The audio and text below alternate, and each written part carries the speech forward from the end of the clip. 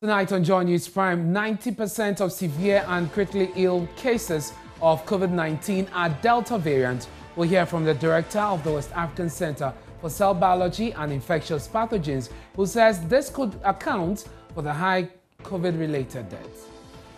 Based on the data we have on severe and critical disease, where 90 to 95% of them have infections by Delta, you can safely assume that those that then progress to death would also be predominantly Delta cases. We'll bring you details from the Ashanti region, which has witnessed a sharp rise in fatalities in the last 3 weeks, with 47 new cases over there. Also, transport fares in parts of the Upper West region triples as floods cut them off from the rest of the region. From Wa to Nadoli, you will not be able to pass through. Sombo to Dafiama, that one too has been cut off. A vehicle cannot ply the road. Nadoli to Babli at Yizere, that one is the very serious one that we have seen. We'll be live for an update. Also tonight, Auditor General cites the Youth Employment Agency for uncertified payment of 324 million cedis to waste management company Zoomlion without validation, but the entity is fighting back, accusing the Auditor General of a poor job. That one too, I'm really surprised, because the last letter we received from the Auditor General was signed by Mr. Samuel Boat Nasari.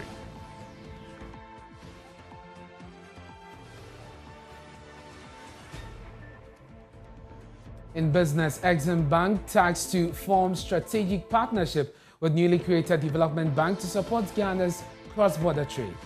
This end, the Ministry of Finance will expect the Ghana Exim to, 1, identify Ghanaian manufacturers with the potential to export, 2, develop strategies to attract them and assist manufacturers with obtaining long-term financing. My name is Ernest Mino. This is Joy News Prime, coming to you live from our studios at Fanofa here at Kukumleme in Accra. We are on your digital TV because we are free to air. We are on DSTV channel 421, Go TV 144. This is your home of independent, fearless, credible and impactful journalism. Stay tuned in.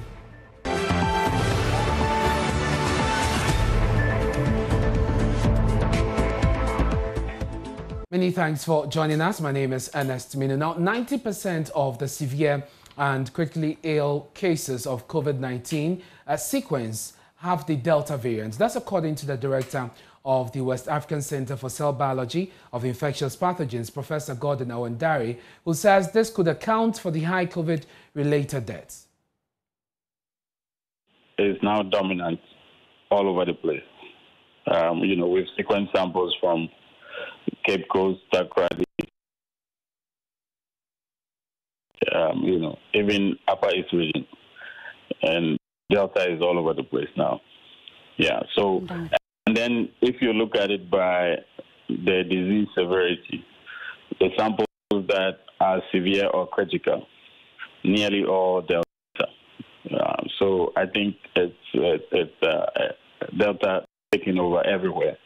Based on the data we have on severe and critical disease, where 90 to 95% of them have infections by Delta, you can safely assume that those that then progress to death would also be predominantly Delta cases.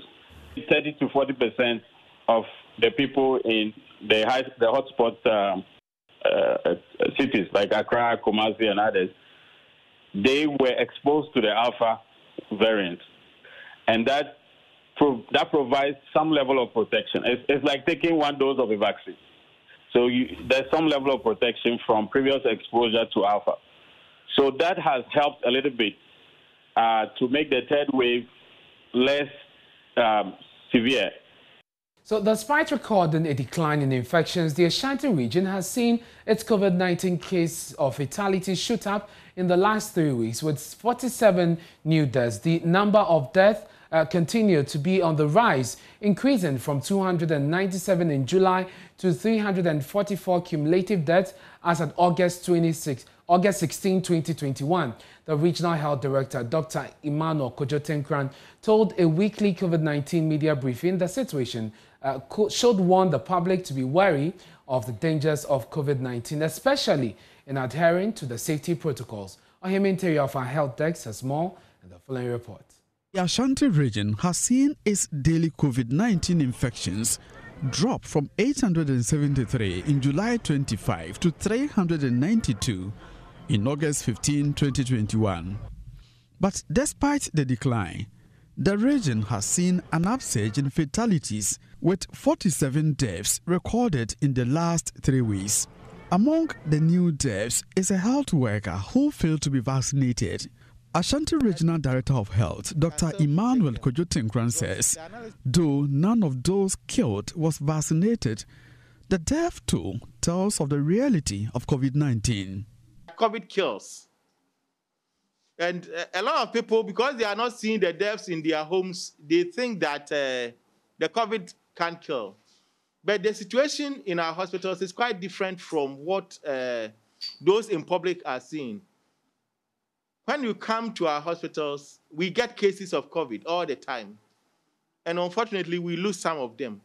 And those we've lost are those that have not been vaccinated, unfortunately. And from the data that you presented yourself, as at the second wave, our death was 299 or 96. Now we've shot up to 344. It means that COVID kills. So that's the situation. And that is the message. The upsurge comes as health authorities in the region receive 50,400 doses of the Johnson & Johnson vaccines. 4 COVID-19 hotspot districts are taking part in the exercise, which has seen 11,000 people vaccinated as at August 15, 2021. Dr. Tinkran is encouraging residents in affected districts to take advantage of the exercise in 36 designated centers as health authorities strengthen contact tracing and testing. If you are not vaccinated, you don't adhere to the protocols, and you get COVID-19, it can kill you. We are doing more testing, we are doing more contact tracing, and that's the reason why we are getting the cases. In fact, if you are not testing and you are not doing contact tracing, you won't get any case. Previously, when it started, we were doing what we call the enhanced contact tracing. When we get a case, we just look at a certain radius and then go there and then test all the people there. What we are doing now is that when we get a case, we look at the contacts, the immediate contacts, and also test them. And I think from the second wave, that is what we've been doing throughout. There is an ongoing public sensitization campaign for persons who received the first jab of AstraZeneca vaccine to stay away from the Johnson & Johnson vaccines. But some people continue to patronize the centers with the hope of being vaccinated.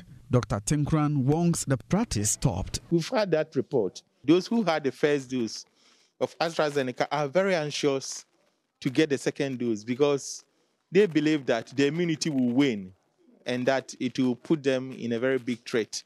But what we want to assure them from science is that when you take the AstraZeneca vaccine, at least when you wait for a period of about 6 months, even your immune system, when you get the second dose, is even better.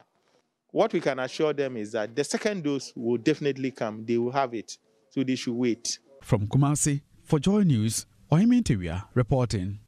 Now, some residents in Choko who had earlier vowed not to partake in any COVID-19 vaccination exercise changed their minds on the first day of the Johnson & Johnson vaccine rollout. Their long-held misconceptions were botched by reports of the devastation caused by the Delta variant. Many of them came to take their jab as the 7-day exercise started Monday. Mamiesi Thompson observed the process and has come through with this report. At about 9 a.m., many centers in the Greater Accra region had begun giving out shots to residents, many of whom were the elderly. They left their homes early to enable them get their jabs on time. 65-year-old Zainab Yusuf tells me why the vaccine is important to her. I wish everyone would come and have it. I wish that they should not be afraid. They should all come and have for prevention. So I'm begging everybody to come and have it. Some are saying that they don't want to take it. Some are saying that. Why are they saying that? Maybe they are afraid. Afraid of what? I don't know. Another resident of Choco, 69-year-old Victoria Kisi, also did not want to be left out.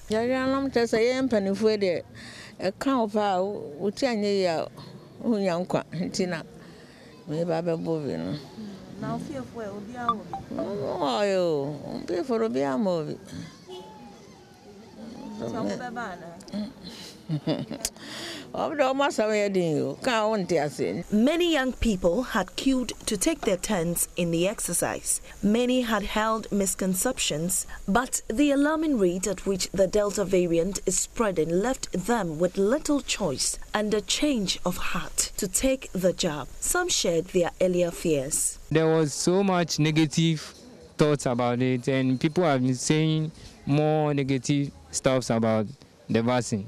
That was the reason why I didn't want to come and do it. I was vaccinated on my left-hand side. At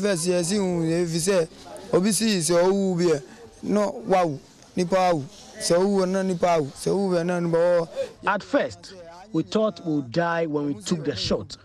But now we are hearing that there is a more violent variant. So I'll take the jab to protect myself.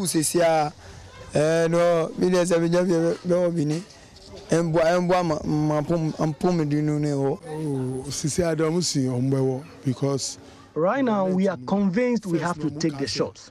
Initially, we didn't take it serious.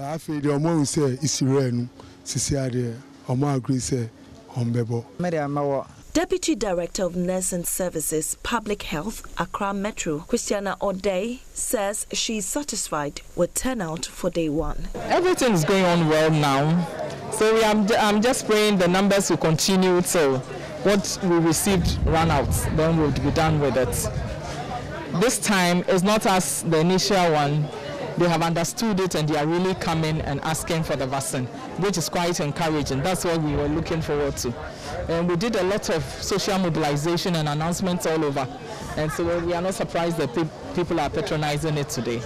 So we are trusting that they'll continue coming in their numbers till we finish the section. The exercise continues until Friday, targeting over 100,000 residents in the 7 districts selected for the phase 1 of the Johnson & Johnson vaccination. Mamiesi Thompson for Joy News. Away from COVID-19, like any other day, she had seen her 2-year-old daughter off to school, and Naomi Addo, who lives in a slum near the Graphic Road, expected the little girl to return home safely in the company of her schoolmate. But the story was different. While returning home, the girl was hit by a vehicle and run over by another. This is one of the many stories in the latest edition of the Joy News Hotline documentary titled Crashed Young. Producer of the documentary, Seth Kwame-Boateng, shared this excerpt.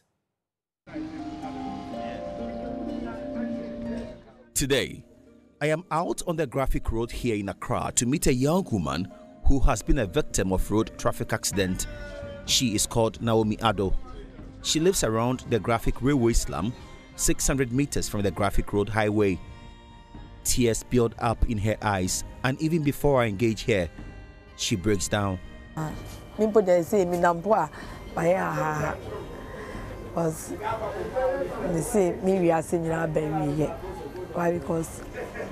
many that's why I'm in Bano. See that you baby papa be and they are shaming you. And to miss me, you home. I'm assuming in the course. See that she be obey at the papa be mammy. So, you know, actually, Uncle see Aga. On a many year maybe be a me babbit or friend auntie now, no friend me mad. They be auntie Naomi and no one on the flame. Me did me be a balance and edgy, Mammy Ankasa.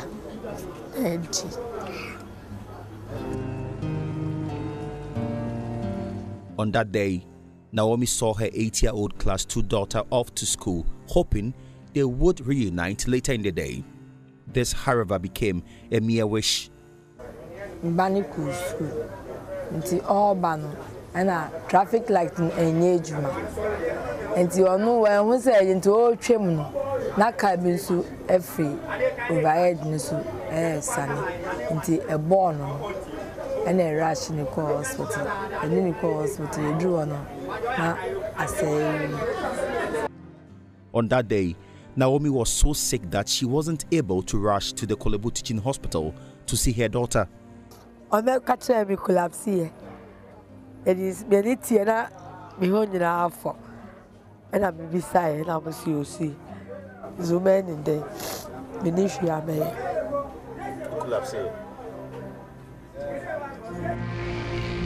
When the first car hit her, a second one ran over her at the Graphic Road traffic light intersection. According to hospital records from the Kolebu Teaching Hospital, her pupils had dilated and was bleeding from the nose and mouth by the time they reached the hospital. She also had a deep cut on her forehead. Her dream of becoming a journalist ended right there.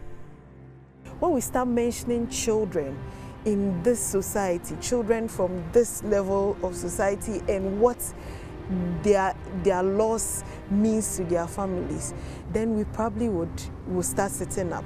For example, if it's an only child, for example, if it is a child born out of so many years of trying to have a child, or a child. It's been 4 years.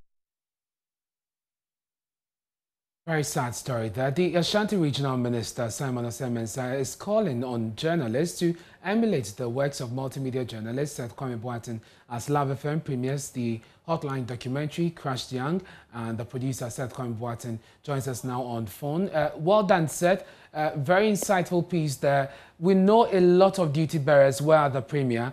What were some of the reactions today? They have been extremely shocked, and some have even cried this evening after seeing this documentary. I remember the DVLA boss in Ashanti region say that it is now clear that we have disappointed children in this country. We have all disappointed children in this country because we are killing them through our negligence.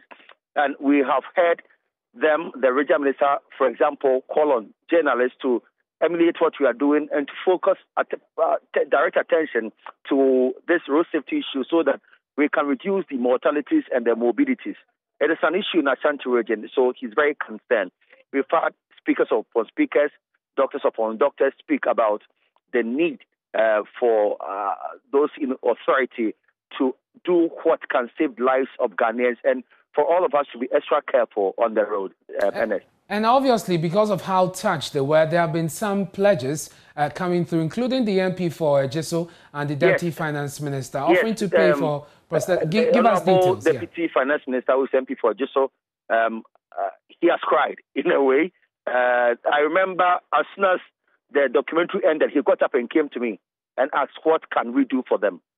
And he voluntarily said he's ready to pay for prosthesis for the two children, that is Moses and Peter. You know, Moses will need two prostheses. It's quite expensive. He's ready to foot that bill. Peter will also need one, and he's ready to foot that bill. We had the MP for Menchia. He's popularly called Stika. He was there, and he's ready with 1,000 blocks for the project we are doing for Moses in Tede. He says we can pick it up even tomorrow. Then we had the head of Jackson Educational Complex, Mrs. Theodora Jackson, come over, and she is giving 10,000 cedis towards the construction or the building project we are doing for Moses in Tede. So we also had the board chairman of National Health Insurance Authority, Dr. Kuoko, come over. He gave us 1,000 towards the project. So it's been amazing, and the feedback has been solid. Thank you very much for a good job done, and also for pushing this through. The Crushed Young documentary, airs tonight at 8 p.m. here on the Joy News channel. Also on DSTV 421, GoTV 144, right after this bulletin. You don't want to miss that for anything. Now, still to come here on Joy News Prime, transport fares in parts of the Upper West region triples as flood cuts them off the rest of the region.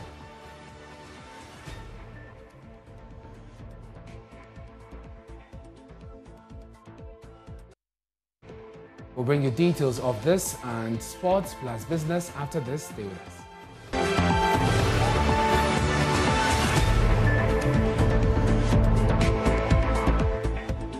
Many thanks for staying with us here on Joy News Prime. The Auditor General has cited the Youth Employment Agency of uncertified payment of 324 million cedis to waste management company Zoomlion under the Youth in Sanitation module. According to the audit report of district assemblies, the payment under the instruction of the executive director was done without documentation. The agency is also accused of increasing the management fee with Zoomlion from 500 to 600 cedis, covering 45,000 employees. Justin Kodia is chief executive of the Youth Employment Agency.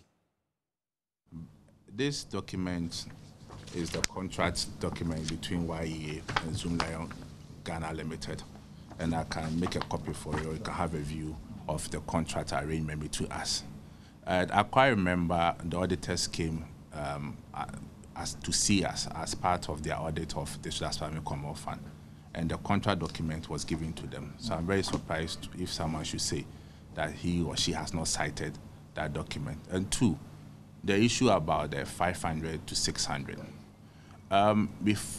Before 2014, the amount that was paid per beneficiary for the sanitation model was 320 Ghana cedis.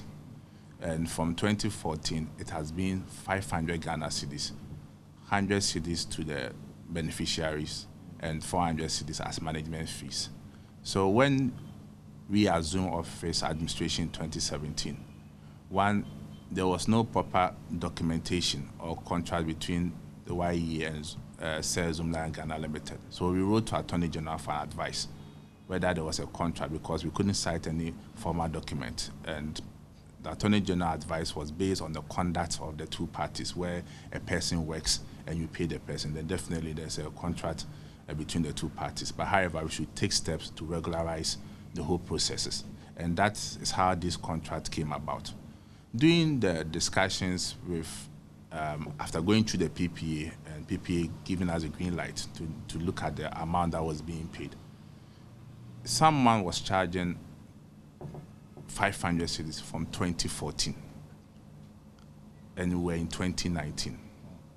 You take into consideration inflation, you take into consideration the cost of items.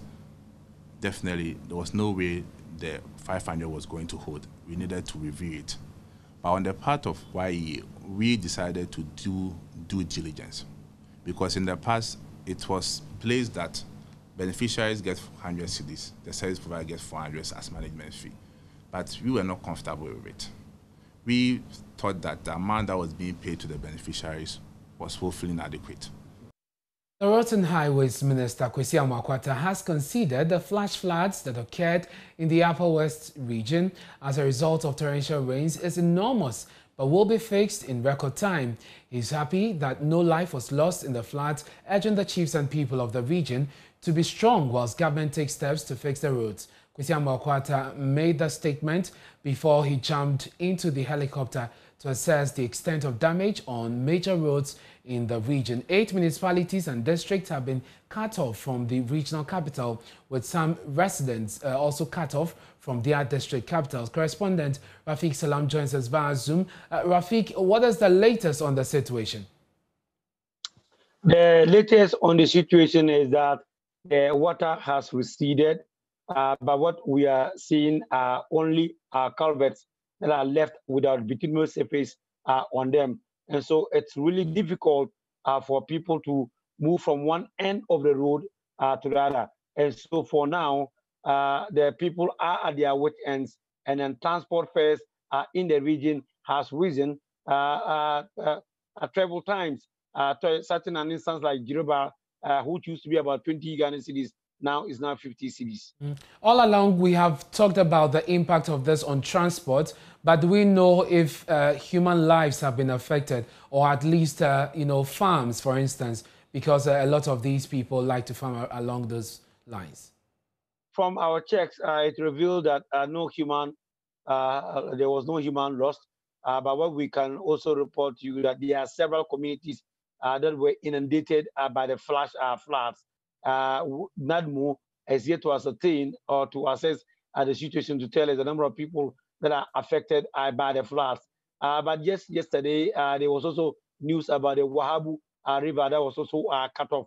And so clearly that people from the Wolembele and then Bugubele enclave cannot have access to the capital of the Upper West region. And so for now, no human lost, but the damage is colossal. You were on the tour with the roads minister. Did he indicate how soon works will begin, in repairing the roads? He penciled one particular contractor, PNW Ghanem, who they have penciled to lead a charge in the fixing of the roads. Unfortunately for them, this is the same contractor who constructed about 90% of the roads in the Upper West region, including some of the bridges that were washed away. And then, according to his observation, he's saying that the bridges are intact. So clearly means that there was solid work that was done. And so he's inviting the contractor P and the Blue Ghanem to Accra, and they will meet on Monday for an emergency meeting. And then after that, work will start. He didn't give any timeline regarding when these roads will affect, but he's saying that it is not a regional problem, a regional emergency, but he's taking it as a national emergency. And the president is happy and has asked him to tell the people, assure the people of the Upper West region that it will be fixed in record time. That's the Upper West correspondent Rafiq Salam bringing us update on the floods there in the region. Let's speak to NADMO. Ahmed Mustafa is the Upper West director of NADMO, and he joins us on the phone with an update of the situation. Do you now have on record how many people have been affected by the flood? Yes, thank you very much, and good evening to your teaming listeners. Yes, as at work, close of work today, we're able to use an approach through the local district assembly or the local assembly members and unit committee members in some of these affected areas. And we have come out with some preliminary assessment. And this assessment includes the number of farmlands that have been washed away, the number of people being displaced, and the number of houses that have actually been collapsed. So we have a total number of 722 people, farmlands that have been washed away by this last flood on Friday. And the number of farmers who have actually been hit by this flood stood at 1,605. And the number of houses that have been rained down completely is 336.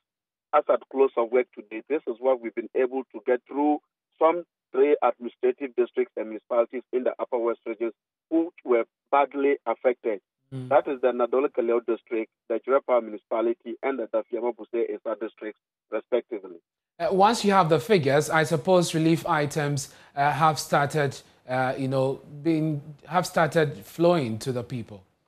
Yes, that's supposed to be the issue. But as at this evening, it was still very difficult for us to get to some of this community. Just like your reporter has actually indicated, the water level has actually gone down, but it's not actually motorable.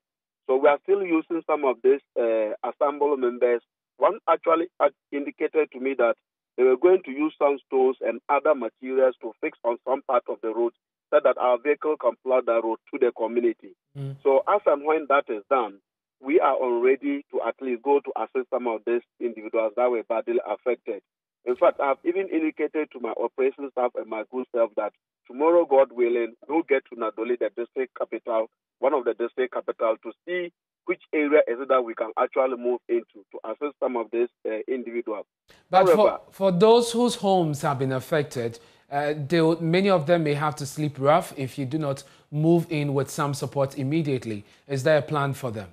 Yes, there's actually a plan in place. We are actually using the religious leaders in some of these districts and municipalities, as well as using the opportunity of the basic schools that are currently on holidays for them to actually give us these spaces for them to be on temporary basis. Because as a test now, it was very difficult for us to use the tent system at the community level because of the gravity of what happened on Friday. So the religious leaders and the Ghana Education Service are actually assisting us in this area so that people can actually evacuate to use their facilities once we wait for at least a lasting solution to the issue. Ahmed Mustafa, I'm grateful for your time. That's the Upper West Director for NADMO, giving us an update of the situation. They have been able to come up with the numbers and started a plan to bring relief to the people. Coming up in business, the Exim Bank has been tasked to form strategic partnership with newly created Development Bank to support Ghana's cross-border trade.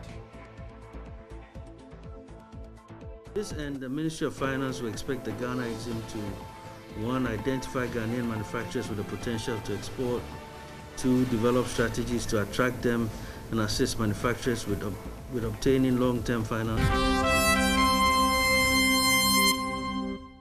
And it's time for business. I'm Charles Ayete. The Ghana Exim Bank has been tasked to form a strategic collaboration with the yet-to-be-established development bank to support the country's export-led interventions. Speaking at a short ceremony to inaugurate the board of directors for the Exim Bank, the Minister of State at the Finance Ministry, Charles Edubuahin, asked the board to chart a new path to boost the economy through export trade.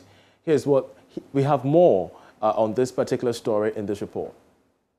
The creation of a development bank, according to the Ministry of Finance, is to provide a sustainable funding to complement the efforts of Exim Bank in reviving the economy. The new board of directors for Exim Bank Ghana, chaired by Kwejo Boateng Jemfi, is expected to form a strategic partnership with the development bank and other partners to increase government support to the private sector in the area of export promotion and industrialization. Here is Minister of State at the Ministry of Finance, Charles Edubuahin. This opens a new opportunity for Ghana Exim to build strategic partnerships with the Development Bank for financing and rolling out innovative pipeline projects that will drive Ghana's import substitution initiatives and export promotion programs for the realization of the President's vision of a Ghana Beyond Aid and the Ghana Cares program. To this end, the Ministry of Finance will expect the Ghana Exim to 1. Identify Ghanaian manufacturers with the potential to export, 2. Develop strategies to attract them and assist manufacturers. Chief Executive of Exim Bank, Lawrence Ejinsam, told Joy Business that the bank is well committed to help the country achieve its industrialization agenda and also to benefit fully from the Continental Free Trade Agreement. Cross-border trade is what the Continental Free Trade Area is all about. So all the industrialization that we are supporting is part of the agenda. If you look at the pharmaceutical industry, the likes of Tobinco, the likes of NS Chemis, which are being supported by Exim Bank, are already exporting into the Continental Free Area, i.e. Nigeria, Burkina Faso. If you look at the garment industry, Exim Bank is also supporting. Other members of the board include the Chief Executive of the Private Enterprises Federation, Nana Osei Bonsu, Second Deputy Governor for the Bank of Ghana, Elsie Ado-Awaji, Deputy Minister for Trade and Industry, Michael Ochri-Befi, among others. Mining firm Golden Star Resources has given assurance that its finances are intact despite current challenges with the sale of Bogoso mines. Private equity firm Future Gold Resources defaulted in paying the initial $30 million for the takeover of the Bogoso Prestea mines. The firm claimed that Golden Star Resources understated its assets, a claim that has been disputed. Viston Group Chief Executive Andrew Were spoke to Joy Business about this development. I would say we're doing everything we can to try to ensure the situation is resolved, it's stabilized, because I think that's the best way ahead. And as I say, that helps everybody then focus on what we should be focused on, which is our business and growing our business. So what we've done is we've been able to work around that, and we amended the credit facility we have with Macquarie Bank, the Australian bank, recently, in order to cater for just that situation. So that's ensured that we've had sufficient funding to meet our obligations and to invest in our assets. So there's no cause for concern when it comes to how this might impact on your financials or your liquidity, if I can use that in quote, as a firm? No. We've been very focused on managing that liquidity.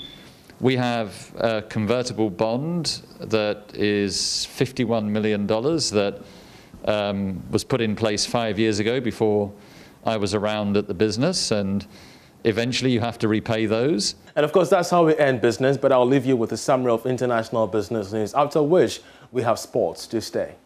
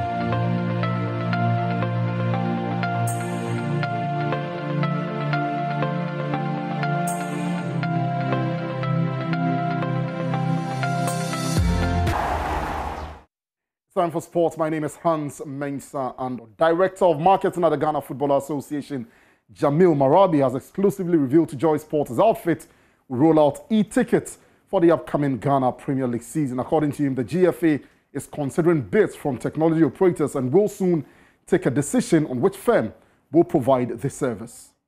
We want to be able to sell tickets without necessarily having a physical ticket being printed. So it can be from your phone, from the USD, or it can be from your mobile money you purchase. And then you show the barcode when you get to the stadium. Or for those who don't have Android phones, you have a code that when you come in, you mention the code and then you check and you can enter. So it's something that we're exploring to have it on the Premier League, as well as the national team, but more likely the Premier League. I think it's basically the convenience of the product, you know, how effective and how convenient, and also the rate, because definitely whoever is going to provide the service will charge. So what charges are they, asking the FA or the clubs to pay? You know, is it a percentage, structure, share, and also the back end? How strong is your back end? What if the internet is down? You know, how would you get the fan who has bought the ticket to access when your internet is down and you can't check? So it would depend on the quality of the program or service they're able to develop that will get them the nod. All sports at myjoyonline.com/sports. My name is Hans Mensah, and that'll be all for now.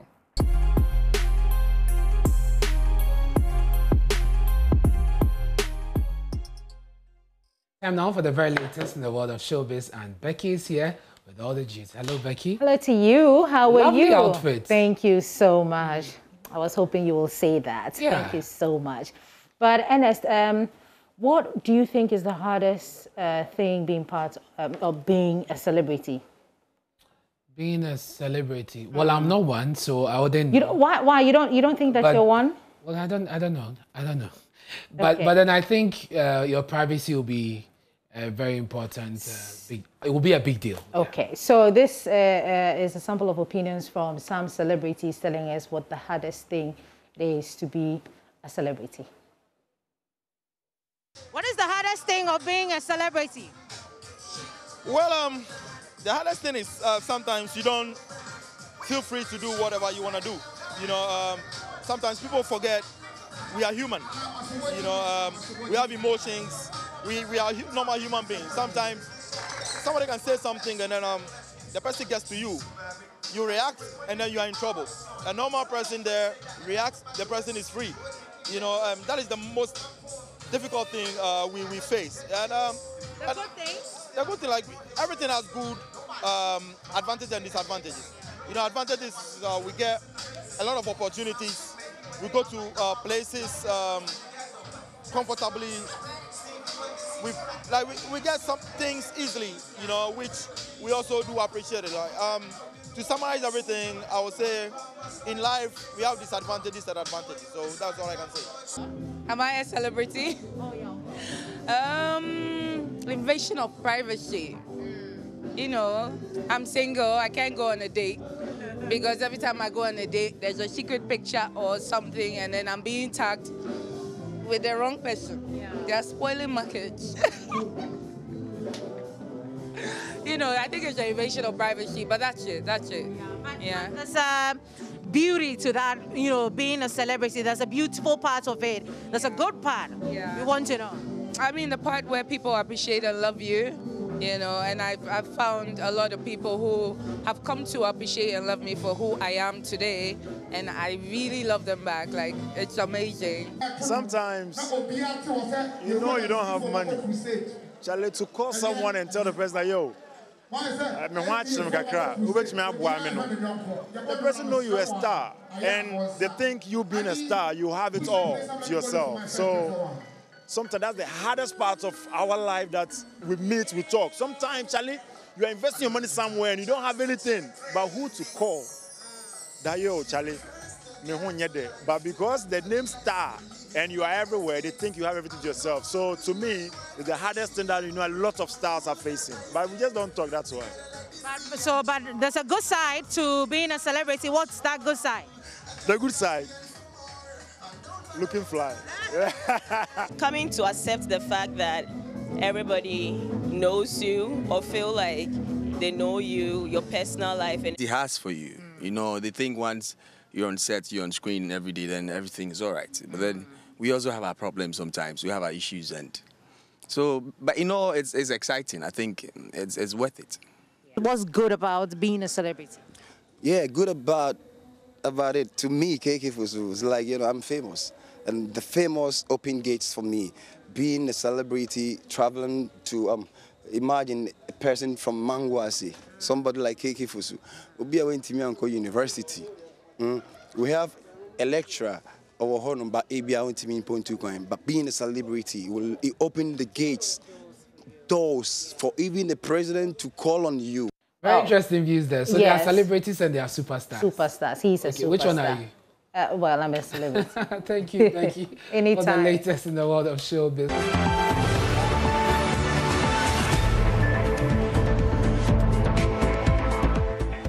But that's our show for tonight. Many thanks for your company. You find a lot more stories when you log on to myjoyonline.com.